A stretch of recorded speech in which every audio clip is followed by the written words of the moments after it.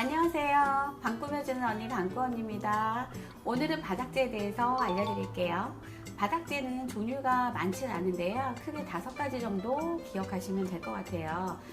첫 번째는 강마루, 그 다음에 두 번째 타일이고요. 그 다음에 세 번째로 장판 생각하시면 될 것 같고요. 그 다음에 네 번째로 요즘 새롭게 나온 한 2년 됐을 거예요. SPC 마루라고 해서 내구성이 아주 강한 소재의 바닥재가 나왔어요. 그 다음에 이제 자주 사용하지는 않고 추천드리지 않는 제품이긴 한데 그래도 바닥재 중에서 데코 타일과 강화마루가 있는데요. 이 두 가지는 사실 자주 제안드리는 소재는 아니에요. 그래서 지금부터 각 자재마다의 특징, 장점과 단점, 그 다음에 가장 중요하게 생각하시는 비용도 함께 비교해 드릴게요. 우선 강마루부터 말씀드릴게요. 강마루는 대부분의 고객님들이 가장 중점적으로 생각하시고 오시는데요. 그런 이유들은 가성비가 가장 좋고 선택의 폭이 다양해서죠. 판재 위에 필름으로 코팅해 놓은 제품인데요. 표면 스크래치에 강하고요. 그 다음에 보행감도 좋습니다.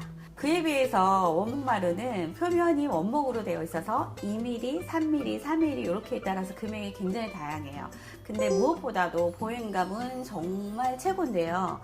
단점이 있다면 비싸다는 거죠. 그러니까 일반 강마루가 10만원대 초반에서 중반이라면 우리 원목은 20만원대부터 시작을 해서 보통 제가 지복특 제품을 많이 쓰는데 30만원대 중반 보셔야 돼요. 그래서 30평대 시공을 기준으로 한다라고 하면 400만원에서 800만원 그 이상이 될 수도 있잖아요. 그래서 사실 비용 때문에 조금 주저하시거나 고려하시는 부분이 많습니다. 그리고 나서 타일이죠. 예전에도 제가 한번 말씀을 드렸는데 타일의 단점은 장점부터 말씀드릴까요? 장점은 우선 열전도율이 좋습니다. 표면 강도가 강합니다. 그리고 고급스럽잖아요. 뭐니 해도 최고고 저희 하이엔드 공사에서 주로 타일을 많이 까는데요. 그 역시도 비용이고요. 단점을 하나 꼽으라면 비싼 거 외에도 너무 딱딱하잖아요. 그리고 아이들을 키우시거나 연로하신 부모님이 계신 곳이라면 다시 한번 고려해 보셔야 되는 부분이기도 합니다. 너무 딱딱해서요. 오래 서 있거나 이러면 뒤꿈치가 아파요. 네. 그래서 저도 굉장히 타일 가는 거 좋아하는데 저희 남편은 싫어하고 전 좋아해요. 근데 하이엔드 잘 사시는 분 보면은 대부분 슬리퍼를 신고 다녀서 괜찮던데. 하이엔드 공사에서는 거의 타일을 전제하고 있지만 그런 장점과 단점을 고려해 보셔야 되는 부분도 있죠. 그리고 뭐가 떨어뜨리면 잘 깨지더라고.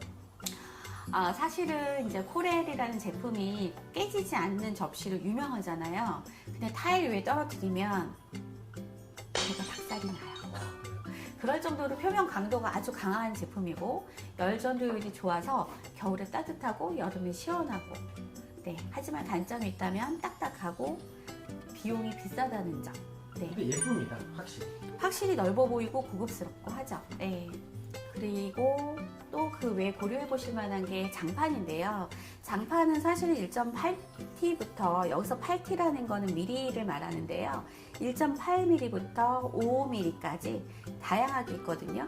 근데 사실 1.8T 같은 경우는 자가용보다는 임차용으로 고려하실 때 사용하는 제품이고요. 자가로 생각하신다라고 하시면 최소한 3.2T부터 제안을 드려요. 근데 4.5T에서 5T는 가성비 때문에 사용하는 제품이라기보다는 기능성 때문에 선택하시는 분이 많고요. 쿠션감도 있고 그 다음에 패턴에 따라서 고급스러움도 있고, 단점이 있다라고 하면 표면이 너무 소프트하기 때문에 무거운 가구를 옮긴다거나 그럴 때 자국이 남을 수 있고요. 그 다음에 바닥 상태에 따라서 그 언듈레이션이 좀 표면이 나타나는 부분이 있어서 그게 단점이라고 보실 수 있는데 그거 말고는 다 좋아요. 다 좋아요. 또 하나의 장점을 꼽자면 일단은 롤 단이기 때문에 이음새가 없어요. 그래서 요즘은 이제 타일을 깐 듯한 패턴이 나오는데 그 이음새가 없기 때문에 관리에 편의성이 좋다고 볼 수 있어요. 그리고 또 요즘에 SPC라는 마루가 있는데요. LX에서 나오는 에디톤이라는 제품이 있거든요. 요즘에는 많은 고객님들이 궁금해 하시기도 하셔서 이 자재에 대해서도 좀 말씀드릴게요. 우선은 돌가루로 만들어져서 표면 내구성이 굉장히 강한 자재로 어필되고 있어요. 근데 장점은 그 내구성은 그 어떤 것도 따라오지 못할 만큼 강하고요. 금액은 강마루 금액의 정도여서 가성비가 굉장히 좋거든요. 근데 문제는 뭐냐면 평활도가 굉장히 바닥의 평활도가 중요한 부분이에요. 그렇지 않으면 돌가루로 만들어졌다라고 했잖아요. 그래서 굉장히 강하거든요. 그게 부러지기가 쉬워요. 그런데 강한데 왜 부러지기가 쉬워요? 그러니까 보통 강마루는 본드로 그 평활도를 잡거든요. 근데 SPC라는 자재는 본드로 시공하는 자재가 아니라 밑에 폼이 있거든요. 맞추어가는 방식이기 때문에 바닥이 수평하지 않으면 낮은 쪽과 높은 쪽이 있기 때문에 부서지기가 쉽죠. 그래서 바닥 평활도가 굉장히 중요한데 그 평활도를 맞추기 위해서는 배보다 배꼽이 더 커지는 상황이 되는 거예요. 그러다 보니까 그 단점 하나만 보완이 된다면 크기도 패턴도 너무 다양해서 고객님들이 많이 좋아하시는데 사실 내면적인 그런 문제들이 있어요. 그래서 현장과 또 인테리어 업체와 많이 이제 고민하신 다음에 자재를 선정하시면 좋을 것 같습니다.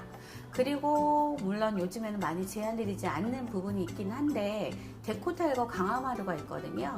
데코타일 같은 경우는 상업용과 주거용으로 나뉘는데요. 저희 나라는 아직까지도 온돌마루잖아요.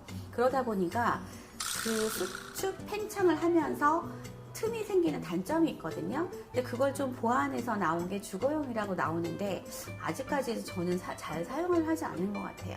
강화마루도 역시 약간 그 마루의 패턴을 필름으로 씌운 건데요. 그것도 마찬가지로 본드를 이용하지 않고 밑에 폼을 깔고 이어 맞추기 식이기 때문에 수축 팽창을 거듭하면서 틈새가 벌어지는 단점이 있기 때문에 이 두 가지는 저는 사용하지 않고 있습니다. 하지만 고객님들은 바닥재의 모든 자재를 아시고 그 다음에 니즈와 비용을 고민하신 다음에 선택하셔야 할 것 같아요.